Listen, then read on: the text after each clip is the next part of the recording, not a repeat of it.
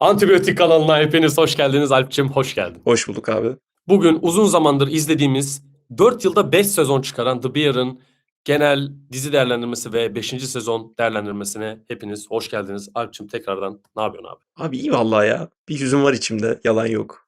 Diziyi bitirdik. Bitirdik. Evet. Ya garip ya bilmiyorum, bence de garip. Bir de bu dizi hızlı bir bağ kurmamıza sebep oldu. Çünkü gerçekten 5 sezon çıkarmaları 4 senede Evet, müthiş çok büyük olaymış. başarı. Evet. Gerçekten. Bir de dizinin de tabii teması itibariyle de yani bağ kurmamak mümkün değil. Evet, birazcık fazla aynı karakterleri ve onların içinden geçtiği durumları göre göre alışıyorsunuz. Aynen. Güzel bir dizi. Şu an mesela spoilerlı olacağı için video, eğer hiç izlemediyseniz ben tavsiye ediyorum deyip sizi diziye gönderebilirim. Bence de kesinlikle. Ya ben şu an Evet, vaktim olsa bir baştan rewatch atmak isterdim gerçekten. ben de çok isterim çünkü hani izleyeli çok oldu ya. Ben hemen hemen çıktığı yıl gibi bir şey izlemiştim, 2022-2023 gibi. O yüzden unuttum yani. İlk sezonların yarattığı Hı hissi hı. unuttum diyeyim. Şu an yani 4 ve 5'i çok yeni izledim ama diğer sezonları o kadar hatırlamıyorum yani. Ya Maalesef tabii böyle o bir çok şey var. normal yani. Ama peki ben sana bir soruyla başlayayım o zaman. Başla abi, yapıştır. Mesela yani bu dizi işte atıyorum bir önceki sezon mu bitmeliydi? Ne dersin buna?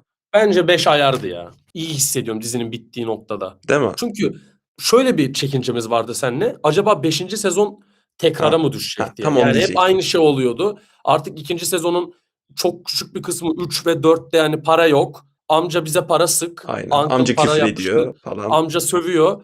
Bunlar derdo ama bir yandan baba işte hayatta çok kötü değildir falan. Ki ben ona da On, okeydim bu arada. Yani inanılmaz güzeldi yani yine ya de. çok keyifli bak, ben de çok 8 sezon sürse ben Evet izlerim, öyle aynen bir dizi. kesinlikle izlerim. Ama şimdi objektif bakınca evet yani tekrara düşüyordu. Sıkıyor abi yani belli. Özellikle mesela dümdüz izleyen biri, hani atıyorum 2025-26 yılında izlemeye başlamış bir, bütün sezonları çatır çatır izleyince dizinin yarısına falan şey der yani. Olan tamam para yok da biz sıkmadığınız da değil falan diyebilir yani. Aynen.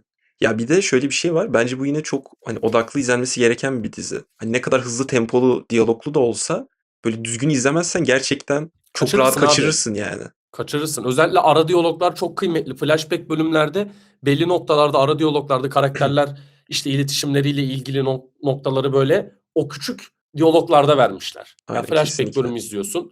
Ya sen olayın temasını anlıyorsun dışarıdan baktığında ama asıl olayın teması değil yani. Orada minik diyaloglarda karakterlerin hislerini çok iyi veriyor dizi. Geçmiş sezonların hepsinde bu arada. Aynen. Birden dörde kadar. Beşinci sezon farklı olmuş. Evet Yani işte bu sezon böyle olmasaydı ben derdim ki bu dörtte bitseydi derdim. evet, buna ben de Benim cevabım katılıyorum bu ya. yani buna kısaca. Mesela geri izlenmeli mi bundan önce? Ya abi, geriyi istediğin herhangi bir zamanda izlersin ya. Değil mi? Öyle bir Geri çok bölüm konusu. standalone bir bölüm. Bundan işte Aynen. bir iki ay önce falan çıktı. Mayıs ayında olması lazım. İşte şeyin bir yolculuğunu anlatıyor Michael'la Richie'nin. Ya bak, bu arada ben o konuyla ilgili bir şey söyleyebilirim. Ya, sezon boyunca iki tane olumsuz şeyden bahsedeceğim. Biri bu geriyle ilgili. Hı hı. Şimdi şöyle, sen geri gibi bir bölüm çekeceksen tamam mı? Ben çok okuyayım, çok severim bu tip şeyleri. Flashback aşığıyız yani. Hiç problem değil. Şimdi şöyle, geriyle ilgili şöyle bir şey söyleyeyim. Ya sen bu tip bir flashback bölüm anlatacaksan, tamam mı? Michael'ın karakter gelişimiyle ilgili bize derin bir yolculuk sunmak istiyorsan, bunu daha iyi bağlayabilirsin. Daha iyi bir anı seçebilirsin. Daha güzel bir iç yolculuk yapabilirsin, tamam mı? Ya tam seçtikleri kısmı anlıyorum. Hı hı. Bilerek seçmişler bu tip bir anıyı. İşte ikisinin birbiri açısından bakış açısını iyi yansıtması için seçmişler ama ya abi, o mesela gerinin sonundaki o yalandan Richie'ye kaza yaptırma işi falan çok dandik ya. Çok şey yani. Ya o Clickbait abi. dandik bir clickbait. Zaten sezonun başında görüyorsun hemen geçiyor yani. O yüzden çok Ve bir 5 saniye sürüyor abi o büyük bir clickbait. günah Ya değil böyle benim için Richie yani. Richie telefonla konuşuyor. Ya abi işte bana çarptılar ya falan diyor. Böyle bitiyor abi. O zaman o şeyi koyma bile yani. Gerek yok, anladın mı? Çok dandik geldi bana o. Bilmiyorum, İşte ben çok üstüne durmadım yani. 2 ay önceden bu tip bir bölüm çıkıyor ya. Ulan hani hafif hype'layalım Tam falan o da. kadar Bence olur ya. O kadar olur. dizinin bence buna ihtiyacı yoktu ya. Yo Bana bence de çok yoktu da aşırı öyle dandik yapmış geldi o yani. yani. Çok da Ha şey ki bir değil ya. geri Büyük bir eksi değil benim açımdan ama. geri bölümünü ben çok beğendim açıkçası. Ben de Güzel bir beğendim. bölüm. Derdini iyi Çok keyifli bir anlatabiliyor. bölümdü bence. Ama daha iyi bir anı da seçilebilirdi. Sonunda Richie kazada yaptırmalarına gerek de yoktu yani. Böyle bir şeye ihtiyaç duymuyor abi dizi düşündüğünde. Ya işte hani dramatik bitirelim işte hani Michael'ın etkisini bir daha hissedelim falan diye. Çünkü son sezonda Michael'a dair hiçbir şey görmüyoruz. Son birkaç saniye hariç. O kadar yani. Gerçekten hiç yok. Sıfır. Evet. Hiç Ya yok. zaten bu sezon kimse yok. Mesela Claire bile yoktu. Evet. Ben buna şikayetçi değilim bu arada. Hani şey Ben olarak. de değilim. Ben Hani de değilim. ne bileyim yani bu sezon en çok hani dış karakter olarak Marcus'un babasını gördük. O da hani Evet. yeni bir ilişki yani görmediğimiz için ki o da sonuçlanmadı aslında tam olarak. O kadar Ya yani. o bence iyiydi. Ya O madem iyiydi aynen. Markus dedin. Hani o yeni bir Çünkü ilişki hani olduğu için dedim hani şey olarak. kesinlikle. Bir de hani gerçek hayatta böyledir abi ilişkiler. düşer, çıkar, baştan başlar, sıfırdan başlar, sıfıra düşer. Anladın mı? O noktada bence Marcus'a derinlik kattı yani o ilişki. Orada o Marcus'un paniği, ilk defa Marcus'u bu kadar panik, bu kadar duygusal görmüş olduk. Evet. Hani Marcus daha rasyoneldi, daha sakindi. Hani Hani ilk işinde defa böyle gücünde. çıkıştığını falan bu kadar. Ben Evet. hatırlamıyordum bu kadar şey olduğunu. Evet, o noktada bence iyiydi yani. İyi bir dahil olma olmuş. Ya karakter mi gideceğiz? Ya ben şeye girebilirim. Ya ben şu an Ee, kendi ya, flow'uma bakıyorum bu arada. Hani kurguya neyden geçiyoruz gidelim? işte. Tamam, kurguya şeye geçelim o zaman. Bak şimdi ben 4. sezonla 5. sezonu çok yakın tarihlerde Hı izledim. hı. Kurgu işleyiş tempo çok farklı. 3, 4, 5 otomatikman birbirinden çok farklı olmuş oldu. Neden? Evet. Şimdi bak 3. sezon 4. sezona yapı itibariyle benziyor. Hani çekim, süre, close-up shotlar, işte Aynen. diyaloglarda ani geçişler o kameraların. İşte bir anda zoom, böyle kamera ensede ulan diyorsun terliyorsun izlerken falan. Bu noktalarda çok benziyor. Ancak tema itibariyle 3. sezon ve 4. sezon bence ayrılıyor. 4. sezon daha optimistik bir sezon. Karakterlerin olumlu olaylar yaşayabileceğini görüyorsun. İşte Carmi annesiyle bir tık daha Aynen. olumlulaşıyor. Kendini biraz daha Carmi, kabulleniyor. evet, Carmi'nin kız kardeşi Sugar. Sugar daha optimistik bir noktaya gidiyor. Hem eşiyle hem çocuğuyla ilgili. Tina aynı şekilde. Hani Aynen. Ya zaten o düğün Sugar'la bölümü çok güzeldi, o düğün bölümü. evet mesela bak onları düşündüğün zaman 4. sezon çok böyle olumlu belli noktalardan ve 4. sezon bu konuda nefes aldırıyor diziye. Abi çünkü nego bayarsın ya. Çok bayıyorsun abi 3'te falan artık tamam. Bir de sürekli bağırıyorlar Uncut Gems gibi yoruluyor anasını satayım. O filmi de tavsiye ediyorum bu arada. Yani bu noktada 4. sezon farklılık yaratıyor. 5. sezonda tamamen yapı değişikliğine gidip Evet. hemen hemen 7 bölümü bir gün içerisinde kurgulayınca hatta bir gün bile değil. Yani böyle 12 saat. Yani sabah 12'den gece 12'ye kadar olan 12 saati 7 bölümde izliyoruz. Daha kısa Aynen. bölümler, daha hızlı bir tempo. Ara ara ani tempo düşüşleri böyle. Kimi insanlara bugün 2-3 video izledim, 3-5 de yazı okudum diziyle ilgili. Kimi Bunları insanlar bunu beğenmemişler, evet. beğenmemişler. Yani bu işte Bear'ın orijinali bu değildi bilmem ne. Bence diziye çok yakışmış. Bence de Yani kesinlikle. Yani son sezon Work, olarak çok iyi bir Workplace karar ama olmuş yani. olarak Çok da riskli bir şeydi bu arada yani. Çünkü bence de. kurguyu bırak. Hani hem aspect ratio değişiyor hani ve Kesinlikle. sinematografi de değişiyor. Masmavi bu sezon. Evet çok Sürekli de böyle gri yağmur yağdığı mavi. için yani aşırı mavi tonlar baskın yani. Son Ve bölüm bu hariç. arada Son bölümde artık güneş ışığı falan hariç. Hatta ilk sezon da öyle bitiyordu hatırlarsan. evet. Hani ona Şeyi bir paralellik söyleyecektim. Bu arada yapmışlar. sana bir Hı, ekleme yapayım. Onu iyi söyledin. Abi mesela sezonda doğa olayı çok büyük bir event ve bunun ciddiye almaları benim çok hoşuma gitti. Abi evet. düşünsene. Ya bu hepimizin hayatını etkiliyor. Bir camdan su alsa, bir şey olsa, evinle ilgili su bastı bilmem ne olsa o hafta, o 10 gün, o ay rezil ve zehir oluyor insana. Aynen. Bunu çok iyi yapmışlar. Evet bunun toparlanması bir tık hızlı. İşte çat çut insan buluyorlar falan filan. Ya takılacağın yer ararsan bu tip noktalarda bulursun. Ama tema olarak bile bunu işlemeleri, bunu oradaki durumun yarattığı duygusal şeyi diziye yedirmeleri falan çok iyiydi abi Aynen. yani. Yani bir işletme açısından da bunu görmek çok güzel oldu bence. Hani doğal afetin şeyini Yok yani ben gerçekten. hatırlamıyorum bu tip bir Evet. şey. Ya dizinin kendisinde de yoktu diye hatırlıyorum bu tarz bir şey. Yoktu Aynen. yoktu. Yoktu yani. Bu bence çok değerliydi, kıymetliydi. Pit'e benzetenler olmuş. Pit'i ben daha izlemedim. Ben de O da işte izlemedim. her Çok bölüm merak bir ediyorum onu. saate anlatıyor falan filan tarzı. Ya burada straight bir saat anlatıyor gibi bir durum yok. Genel olarak hani bazen 30 dakikayı görüyorsun, Hı bazen hı. 5 dakikayı, bazen 3 saati görüyorsun bir bölümde. Bölüm süreleri de zaten bir 21 dakika, bir Evet. 38, bir 13 yani aman 13 diyorum. Bir 33 dakika falan böyle Son 2 bölümde git birer gel. saat falan. Çok ilginç İşte mesela anladın mı? Yani çok ilginç bir yazım şeyi. Yani genelde süreler aşağı yukarı aynı olur ya. evet. Hani belli bir yapıda olur falan. Bence bu Gerçekten da özgün yapıyor evet diziyi evet. işte. Taze tutuyor yani. Ben böyle yeniden izliyormuş gibi hissettim diziyi yani. Çok bana da çok iyi hissettirdi Evet ya. kesinlikle. Peki müziklere ne diyorsun abi bu sezon? Müzikler çok gericiydi bu sezon. İnanılmazdı ya. Bak hiç sıkmıyor. Ve Ve sürekli var. sürekli var ve hep aynı müzik var neredeyse. Ufak varyasyonları var sadece. Bana şeyi Evet çok çok anımsattı. O değiştirmemişler. Challengers'ı aşırı anımsattı. Müzikler olarak ve o Zaten tempo şeyi olarak. Ama bence zaten burada çok daha iyi. Yani Challengers onun üstüne kurulu abi. evet Filmin onun şeyi üstüne kurulu. falan kurgusu Challengers'ın tek falan. günahı o konuda çok fazla slow motion sahne vardı. Bir Evet yerde biraz Zack artık Snyder bir vari yerde oluyordu şey evet. oluyordu aynen hani tamam be abi falan oluyordun. Onu da Özellikle son izleyin çok güzel falan film. çok iyi. Yani Evet. sondaki slow motion falan çok iyi ama işte genel filmin özelinde gerek Evet. yok bazı yerlerde doğru. Aynen. Ya burada iyiydi ya. Müzikler bir daha müzikleri gergin seçmeleri iyi olmuş. Sürekli tutuyor seni dizide. Ben Evet. mesela bir oturuşta bitirdim diziyi. Sürekli seni tutuyor abi. Ha oldu, ha olacak, ha oldu, ha olacak, ha oldu, ha olacak. Yani o iş güzel. Genel olarak verdiği his de güzel yani. Oğlum çünkü o müzikle beraber mekanı su basıyor, duvar deliniyor, şey duvardan içeri düşüyor. Bir anda anne geliyor, anne o geldi mi falan filan. Sid kafa yiyor bilmem ne. Hani gayet iyiydi yani. Herkes de yarattığı duygu durumu bence iyiydi sezon özelinde. Bir de şeyi vurgulamışım. Özellikle bunu söyleyeceğim diye yazmışım. Ama girişte de söyledim. İki tane çok spesifik bu dizinin özelliği var. Bir, flashback özelinde kesinlikle çok dikkat edilmesi gereken bir dizi. Evet. Yani çok iyi yediriyor dizi aralarına. Dördüncü sezonda da bu var. Yani bir Her flashback sezonda var görüyorsun. aslında. Bu sezon hariç. Bu sezon farklı bir yapıya geçmişler işte o Evet. konuda. Ama dizinin ona da ihtiyacı vardı. O Evet, ayrı bir evet. konu. Yok, Onu o eksik zaten olarak konuştuk. söylemedim zaten. Farklılık olarak. Yok, ben %100 katılıyorum sana. İşte dizinin geneline dikkat ederseniz, ne zaman flashback bölüm görürseniz, Geri hariç. Geri zaten ayrı bir Hı bölüm. hı. O dizinin geneline ve karakterin duygu durumuna hizmet ediyor abi. Bu çok iyi bir şey. İzlerken çok iyi empati kuruyorsun bu Evet. sayede. Bu sayede 40 bölümde dizinin karakterlerine aşırı da bağlanıyorsun. Ve o konuda ben şeyi de söyleyeceğim. Orada tabii yönetmenlik başarısı o da. Mesela bu sezon bana niyeyse daha çok doğaçlama varmış gibi geldi. Bilmiyorum, sen öyle bir şey Yönetmenlik sezdin olabilir. mi? Hani ne bileyim, Yok, hiç Richie'nin böyle dikkat etmedim ani buna. gülme patlamaları falan. Ya da bir sahnede şey vardı.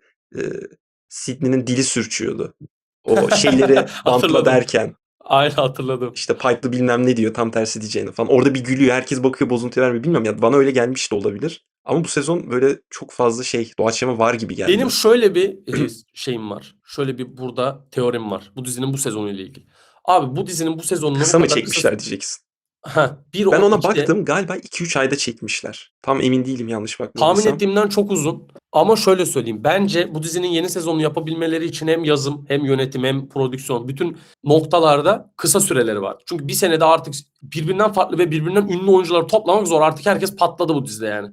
Oynayan herkes çok ünlü aşağı yukarı. Bazı oyuncular tamam, mesela işte Lionel Boyce, Marcus oynayan falan, daha hala o kadar büyük bir Hı patlaması hı. yok ama karakterleri getirebilmek zor abi. Yani Ibn Moss, Jeremy Allen sürekli Ya yeni tabii filmlerde canım. oynuyorlar ve zor yani bunları getirmek. O yüzden bence en kısa sürede en iyi ne yapabiliriz diye düşünüp iyi bir çıkış yolu bulmuşlar. Ben bu konuda bu diziyi takdir ediyorum yani. Müzikler açısından da öyle, şey açısından da öyle. Yani gerçekten Rich hep söylüyor ya, maximizing. Abi bu sezon onun özeti zaten. Kurgu olarak da özeti. Sen orada hikaye izliyorsun. Ulan maximize ediyorlar. Ulan evet 3 tur biniyorlar. Bütün yemekleri bitiyor abi diyorsun. Ulan şey olarak, sezon olarak da öyle. Evet. Hikayede çekmişler. Müzikler aynı aşağı yukarı. Diyaloglar aynı. Jeremy Allen'a mesela son bölümde yapıştırmışlar şeyi, alttan gene aynı close-up shot'ı. Adam monoloğu yapıştırıyor orada, 10 dakika konuşuyor işte, böyleydi böyle. Yemin ederim full süreden kazanmak için ve bunu çok iyi yapmışlar. Bu yüzden dizi başarılı zaten. Hani bu kadar kısa sürede bu kadar az şeyi bu kadar iyi yedirmek, bilmiyorum, inanılmaz böyle Ve özendim bana da yani öyle izlerken. geliyor ya. Gerçekten yani bu dizinin kamera arkaları var mı bilmiyorum, bakmadım da gerçekten çok merak ediyorum yani prodüksiyon sürecini. Ve bu adamın da hani Christopher Story'nin da cidden bundan sonraki işlerini çok merak ediyorum. Ben de abi özellikle takip edeceğim Christopher Story'u ya. Yani bilmiyorum Çok ya, bu başarılı tarz bir dizi iş ya. bilmiyorum yani. Mesela Her dördüncü zaman sezonda şey not gelmez. almışım. Dördüncü sezon müzikleri daha iyi yazmışım. Renklerini de çok beğendim yazmışım. Hı hı. Beşinci sezonda tamamen değiştiriyorlar ve gene aynı noktadayım. Gene hem müzikleri çok beğendim hem renkleri çok beğendim. Yani o konuda bayağı iyi. Bir de dördüncü sezonla ilgili şeyi not almışım. Abi gene Jeremy Allen White'a bir şapka çıkaralım. İnanılmaz monologları var bu dizide. Evet, Ya ki bu adam ki sezon daha azdı rolü şey olarak. Daha az dominant bir şeyi vardı doğal olarak. Dördüncü sezonun finalinden ötürü. Ve ona rağmen yine o varlığını gösteriyordu yani. Sydney çok daha ön planda olmasına rağmen. kesinlikle acayip bir karakter ya. Evet, yani mimik Bilmiyorum olarak yani. falan da çok iyi yani. Çok iyiydi yani. Ben bayağı beğendim. Ya özellikle şu yan karakterler falan da çok iyi dizide. İşte Neil, Gary, Uncle, Evet, ben Uncle'ı falan çok seviyorum. Yani Angel, Computer Fag. falan bile şey yani. Computer Cheese falan da vardı bu çok iyi. sezon. Mesela o da çok iyi ekleme. Yani Evet, evet. çok ufak ekleme aslında düşündüğünde. Ama Ama dinamik Cheese tutuyor işte. Yok bir yandan işte air right'ları almaya çalışalım. Yok oradan oraya gidiyorlar falan. Yani bunlar kesinlikle çok abi. tempoyu koruyan şeyler yani. Bence de Hani bilmiyorum. sezonun %90'ı mutfakta geçiyor. Hiç dış mekan görmüyoruz neredeyse bu sezon. Ve ona rağmen e, şey yani çok iyi yerleştirmişler. Bir karakteri daha söyleyip Hı, bu noktayı kapatalım. Ibra karakteri hı, inanılmaz bir hı. karakter.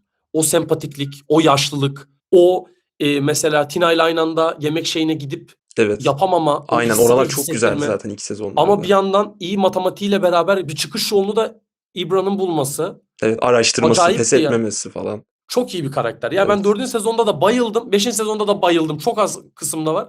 Ya dizinin favori karakteri. İnanılmaz iyi bir yan Ya karakter çünkü yani. şöyle bir şey var. Şimdi dizide herkes çok iyi ya. Şöyle ya da böyle. Hani Evet öyle. Tina bile baktığında normal işte yemek yapıyor falan. İşte ilk sezonda şeyi küçümsüyor, Carmi'yi falan. Ama baktığında o da bambaşka bir noktaya geliyor. Herkes über, anladın mı? Ama mesela Ibra karakteri dediğin gibi o kontrastı çok iyi sağlıyor. Hani normal izleyiciye en yakın karakter o ya orada aslında. Vasata en Evet, yakın. doğru. Hani ekstra Evet, bir şey doğru. yok.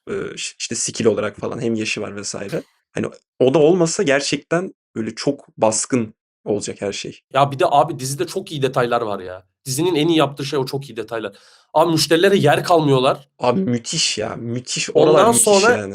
mutfağa gezdirme diye bir random fikir atıyor. Evet, Richie bir o an an bunları herkesin mutfağa şok getiriyor. olması, ne yapıyor bu falan. Ve sonra mutfağa gelenler onlara kapılıp sanki orada çalışanmış Evet, gibi devam evet. etmeleri ve ondan sonra dizinin artık son bölümünde değiniliyor buna. Yeni gelecek misafirlerden böyle bir istek gelmesi Aynen. falan acayip iyiydi ya. Müthiş detaylar Tabii bunlar. canım, Yani çok iyi yani. detaycılık konusunda da Beer çok iyi. Çok iyi Evet. detaylar var dizide yani. Bu senaryonun iyi olduğunu gösteriyor zaten her türlü. Ya şey falan da çok güzeldi mesela. O sözde işte o yıldız verecek adam ama şey gidiyor ya, Neil gidiyor ya, Allah ne yapacağız falan oluyorlar. O aralarındaki diyaloğun doğallığı falan. Ama aslında o yıldız vermiyormuş Evet, o falan. vermiyor işte, Neil diyor işte şu dövmeyi şu yaptı bilmem ne falan. Orada çok tatlı bir muhabbet oluyor böyle. Çok çok iyi yani. İyi bir dizi ya. Kesinlikle herkese tavsiye ediyorum. Bir de ben bu diziyle ilgili kendimle ilgili bir anekdot paylaşayım. Ben bu dizinin ilk sezonundan son sezonuna kadar izlediğim dönemler deli saçma. Böyle yorgunum. İşte bir şey izleyesim yok falan. Hep bu diziye denk geldi böyle. Gariptir ki yani. Ve her izlediğimde aşırı tatmin, aşırı mutlu. Dem daha motive ediyor. Yani daha iyi bir güne başladım ertesi gün. Elbette hani hayat dinamik, bir tane bir izleyince Tabii uçmuyorsun öyle değil ama hayat ama. izlediğin şeyin yarattığı tatminlik, yarattığı detaycılık inanılmaz bu dizide yani. Evet. Böyle Mayor of Easttown'un mutfağa geçip 5 sezon sürmüş hali gibi. Onun detaycılığı da benim çok hoşuma gitmişti. Onun videosuna da buradan gidebilirsiniz. Evet. Onun böyle çok mutfakla ilişkilendirilmiş farklı bir halini izliyormuşum gibi. Yani bu kadar detaycı dizi izlemek artık çok zor. Yani Zor biz zor. Spider Noir'i izledik. Bak o da detaylıydı ama bu kadar asla değil. Bir sürü Marvel işi izledik. Ayrı diziler izledim. Ya çoğunda bu detay eksikliği çok var. Karakter derinlikleri hep kısık kalıyor yani. Ya bu Beer bunu çünkü çok çok iyi içten yapıyor. bir dizi abi. Çok hani samimi bir dizi, anladın mı? Hani o kim diyordu hatırlamıyorum da hani işte o kadar yere gittim işte bunlar falan var diyor ama sizde aile var Luca. diyor. Ha ha, Luca, aynen, ha Luca. o diyordu, evet doğru, en son diyordu O da uçağa müthiş binmeden bir önce. aktör bu arada Çok ya. iyi, evet. Müthiş bir aktör. Onların arasındaki dinamik şeyle e, Marcus'la falan. Umarım Will Poulter'ı şeyde kullanırlar ya. Adam Warlock olarak daha uzun yıllar izleriz yani. Müthiş karakter. Doğru, onu da oynamıştı ama hiç Adam aklıma bile Warlock gelmedi izlerken, yani öyle diyeyim. ben çok beğenmiştim cast olarak seçildiğinde de.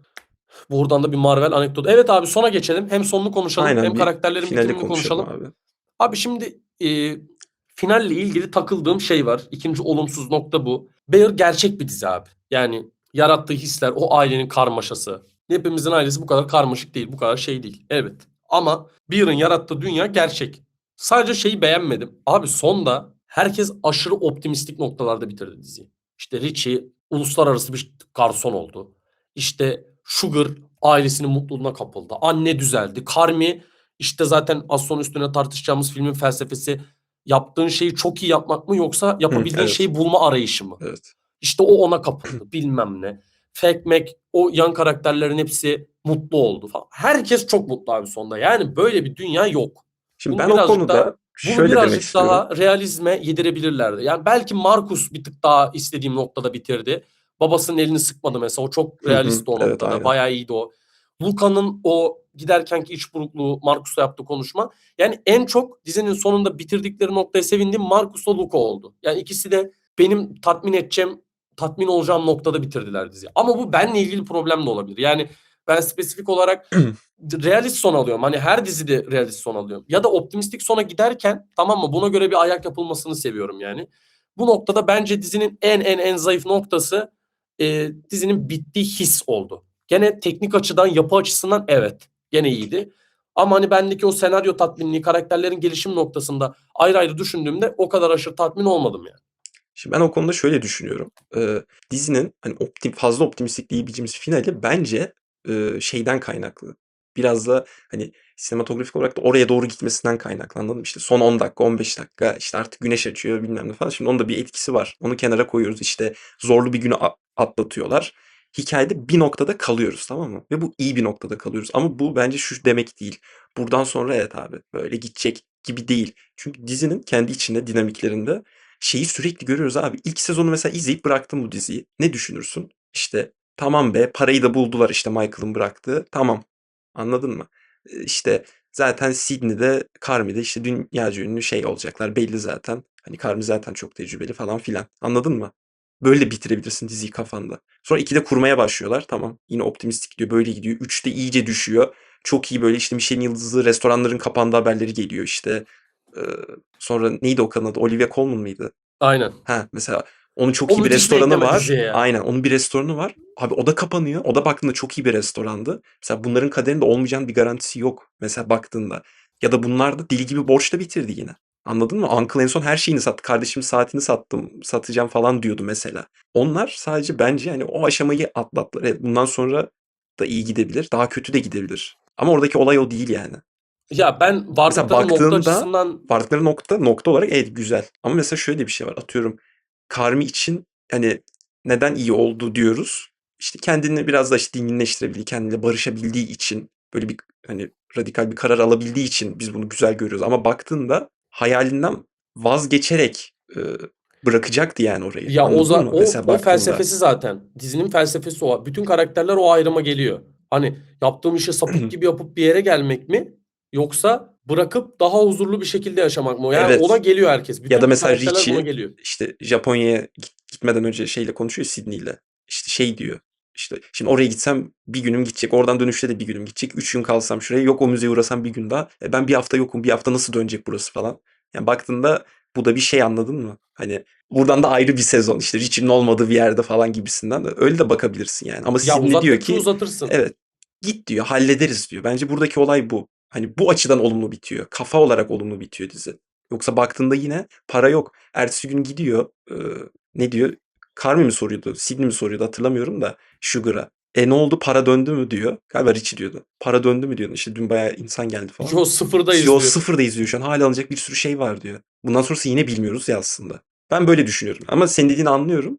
Ama Ben de senin dediğini anlıyorum ya ve dizi güzel bir zaten yorumlama olduğunu düşünüyorum seninki evet, gibi. evet. Çünkü dizi zaten hani dinamik olarak her türlü noktayı gösterdi bize anladın mı? Tüm tepeyi gördük, ortayı gördük, iyi, çok iyi gördük, iyinin kötüsünü gördük falan filan. Ya bundan sonra biraz daha şeye bağlı, bakış Ya açına abi bağlı. bence dizinin bitmesi de iyi bu noktada. Dediğin gibi sonsuz varyasyon dönersin yani. Çünkü gerçek hayat Yine de gerçekten izleriz bu dinamik. arada.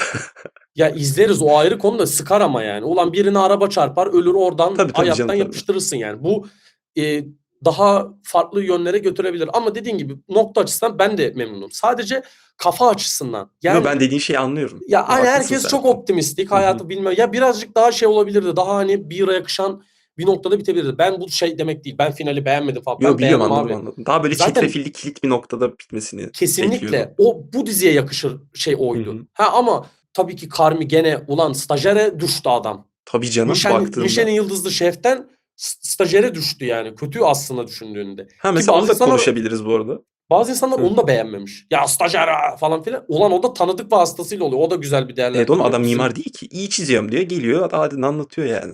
Peki abi o zaman Karmi üstünden bir şey de konuşalım istiyorsan kısaca. Hani mesela hayatta sevdiğin şeyi bulmak ve yapabilmek üstüne. abi zor işler. Türkiye'de Zor zaten bir işler de değil mi yani? Evet yani hele bu Türkiye'de dönemlerde. bu mümkün değil. Ya zaten bir şey söyleyeyim mi? Bizim şu an olduğumuz yani dönem ya da bizim jenerasyonumuz birçok insan böyle bir yani şu an 15 ile 32 yaş grubu arasında olan herkesin yaşadığı şey üçüncü sezon finali gibi bir şey. Herkes için. Yani dipteyiz. İş olanakları bilmem ne, insanların bakış açısı, teknolojinin evrildiği yer, nüfus artışı, doğanın bitişi bilmem ne hani dipteyiz aslında düşündüğünde ve şu anda benim bu soruya doğru düzgün bir cevap vereceğimi düşünmüyorum abi. Çünkü hiç kimsenin ben çevremde olan 30 kişiden örnek vereyim. Kendi yapmak istediği ve aşık tutku olduğu işi yapmasını geçiyorum. Rahatlayabilmek için farklı bir yere kayabileceğine bile inanmıyorum ben. Evet ben de Hani kesinlikle. Carmi'nin olduğu durumdan İşte ben de diyorum söylüyorum. ki mesela bence Karim o konuda çok şanslı birisi. Evet İşinde abi. iyi, bir tutkusu var. Mesela bir tutku sahibi olmak da çok kolay bir şey değil aslında anladın mı? Değil abi. Olmayabilir Bulamayabilirsin. abi. Bulamayabilirsin. Olmak zorunda da değil. Mesela atıyorum. Ya hep bu örnek gelir aklıma da mesela Ford vs Ferrari'de Matt Damon'ın bir konuşma yaptığı bir sekans vardı. Belki Müthiş bir hatırlarsın. film. Müthiş bir Yani film. orada şey gibi bir şey diyor. Tam sözü hatırlamıyorum da. Hani işte hayatta işte çok şanslı insanlar vardır. İşte işinde iyilerdir. Bir de onlardan da şansları vardır. Hani ne için doğduklarını hani neyi yapabileceklerini, ne yapmak istediklerini bilirler. En şansları bunlardır diyor. O sırada şeye bakıyor Müthiş işte. diyalog. Müthiş yani anladın mı? Oradaki inanılmaz bir şey yani. Ben bayağı etkilenmiştim yani o filmde izlediğimde o sırada. O filmin realistliği de çok iyidir bu arada. O film müthiş bir film. Yani ayakları yere basmayla ilgili yapılabilecek en iyi filmlerden biri bu Evet. arada. Ya o yüzden yani bunları değerlendirme işleri şu anda çok realist değil. Bitik. Yani yapabileceğimiz en iyi şey aşırı bireyselleşme. Bu da çok verimli bir şey olduğunu Ya yok, ben buna düşünmüyorum ben. çözüm bulalım diye konuşalım diye demiyorum zaten. Hani Ya bu hayır da yok.